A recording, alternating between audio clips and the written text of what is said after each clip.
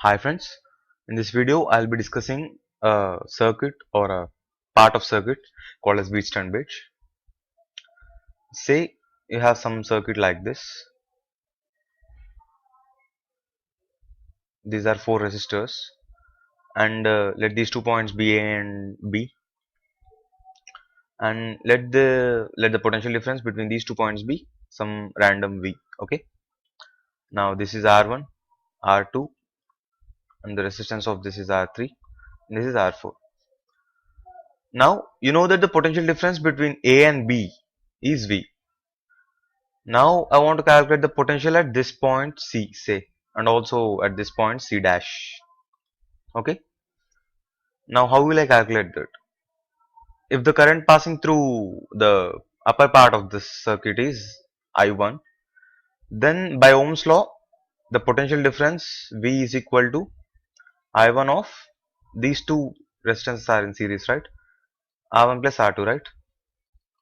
And from the same thing, I can get I1 as V by R1 plus R2. And this I1 is going here, right? So using this I1, I can calculate the potential drop across A and C. A and C. Now I'll tell you why I'm interested in the potential drop there.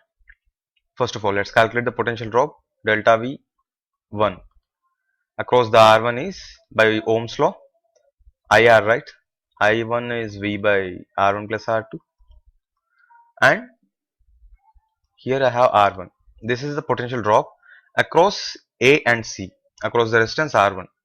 Similarly, if some I2 goes here, by using the same method, I can say that the potential drop across A and C dash, let it be delta V2, is VR3 by R1 plus R3 plus R4. I'm sorry. So this is the potential drop across A and C dash, and this is across R1. Okay. Now I want such a condition that the potential at C and C dash should be equal. That is what I want. Okay. When is it possible? It's possible if delta V1 is equal to delta V2. You understood why? Because both R1 and R3 are connected to the same point A, which is at some potential, say V or something else. So if the potential drops from A are the same, then finally I can say that the potentials at C and C dash are also the same. Hope you understood it. So that's my condition. I'm interested in it. I'll tell you why. If I want that condition to be true, the potential drops should be equal. That means delta V1 is equal to delta V2. That means that V R1 by R1 plus R2 is equal to V R3 by R3 plus R4, right? Just simplify this. You get R1 R3 plus R1 R4 is equal to R1 R3 plus R2 R3, and this term gets cancelled. You end up with this. Okay. Now if this condition satisfies, I can say that the potential at this point C and C dash are equal. These two potentials are equal if this condition satisfies. Of course, some people will write it as R1 by R2 is equal to R3 by R4. When this is also correct, and some people will write it as R1 by R3 is equal to R2 by R4. All of them are correct. In fact, there are not three different equations. It is one equation written in three different forms. Now, why am I interested in this condition? Why do I want the potentials at C and C dash to be same? Because if there is no potential difference, if I connect a wire here or a resistor here or a galvanometer here, whatever it is, if I connect it here, no current passes through it. Did you get my point? Because there is no potential difference, and if there is no potential difference, there is no current because the charges don't move, right? Okay. If the Wheatstone bridge condition was not satisfied, then you might have had some current in this direction or this direction, whatever it is. But now If the condition is satisfied, the current is 0, right? Now, why am I interested in this? Because it has got some interesting applications. And one of the main applications is this one, meter bridge. Have you ever heard of this? This is called a meter bridge. Here you have a wire of length 1 meter exactly, that is 100 centimeters, and it's uniform in cross sectional area, and it is stretched and taut or clamped between the two ends A and C. These two at the ends of A and C are two metallic strips, and this one which you see here, it is just a key. If it is closed, if there is a dot here, it means that the circuit is closed and current is passing. And this is nothing but a battery or something which gives a potential difference. Now, here are two slots where you can connect two resistances. Normally, we connect the resistor of known resistance here, and we denote it by S, and R is the unknown resistance, and we are going to use this meter bridge to find the resistance value of R. Okay, and we are going to use Wheatstone bridge for finding this R. As you observe, the arrangement shown here is pretty much similar to that of Wheatstone bridge, or I can rewrite the same circuit as R here and S here, and here you have a line, but at this point D, where it is connected to the B using a conductor, I can divide the wire into two parts. Of course, the wire has some resistance, so hence I can treat these two parts as two individual resistors, and their resistance values are given by what? Resistance of AD is rho L by A. As you know, rho is the resistivity of the metal or material, and length, say it is L, or here it is written L1. Okay, if it is L1 and by A, some area A, this will be the resistance of this part, and similarly the resistance of this part will be rho, the length will be 100 minus L1. Okay, 100 minus L1 by A, this will be, okay, the resistance of this part DC. Here I applied my potential difference. So don't you think this arrangement is similar to that of Wheatstone bridge? I want to calculate the R value, right? So I need a relation between all these four things, and I should have all knowns and one unknown, that is R, to solve the equation. First of all, I should get the condition right. What is the condition? It is if this is R1 and this is R2 and this is R3 and this is R4. What does Wheatstone bridge says? If you have potential difference across these 2 points, the product of resistances of a pair of opposite resistances, that is this product, should be equal to the product of the other pair which are opposite to each other, right?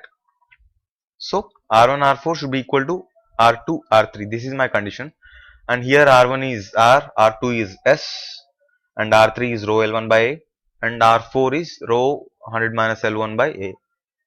I'll write it here. It will be R into rho 100 minus L1 by A should be equal to S into rho L1 by A. Now this thing gets cancelled.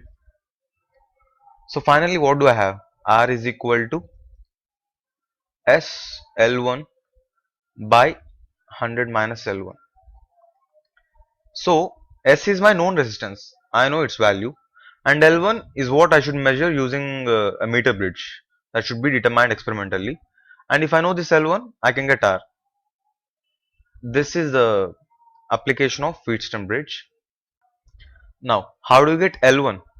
This is what you see is a galvanometer. Galvanometer is a instrument or device which is used to measure currents, especially of very small magnitude.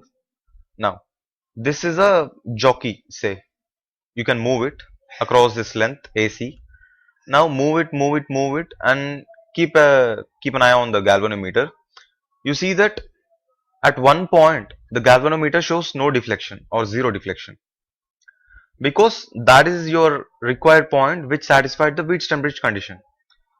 If you move the wire to the left of that point, you will get some deflection. and to the right you may get a opposite deflection, but there will be only one point which satisfies your Wheatstone bridge condition, and stop there and measure the length AD, that will be your L1, and the other will be 100 minus L1.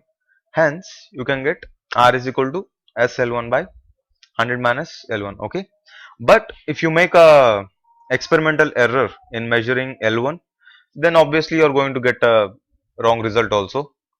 Experimental error is something which you can't avoid it. At least you can try to minimize it, and here is a tip from me.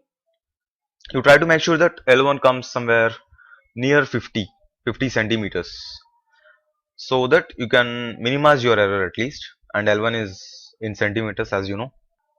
Choose this properly so that your L1 comes somewhere near 50, so that your error can be minimized. Let us solve a small problem. Here is a given meter bridge. The value of R is unknown and the value of S is also unknown, but the given information is that for R and S, at first the null point or the zero deflection point is found to be 33.7 centimeters. So according to the Wheatstone bridge condition, what can I write? This by this resistance should be equal to this by this resistance, right? So I'll write R by, what is my null point, 33.7, should be equal to S by the remaining 100 minus this thing will be 66.3. I got an equation. Now the other information given is that when I connect a 12 ohm resistor parallel to the S, then the deflection point was changed to 51.9 centimeters. Okay.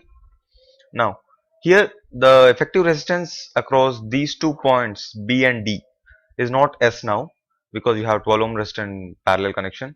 The effective resistance will be S into 12 by S plus 12, as you know. Now I should use the same formula of Wheatstone bridge. Instead of using S, I have to use this term. That's it. Now again, by the same meter bridge formula, I'll write this by this should be equal to R by S, right? So my R3 is proportional to 51.9, and R4, the other part, it will be 48.1, should be equal to my R by, I don't have to write S here, I should write the effective resistance of the parallel connection, that is S into 12 by S plus 12. Here I got one more equation. I have two equations and two variables R and S. If I solve for both of them, I'll get R is equal to 6.86 ohms and S is equal to 13.5 ohms. That's it. Hope you enjoyed this video. Keep watching. Bye.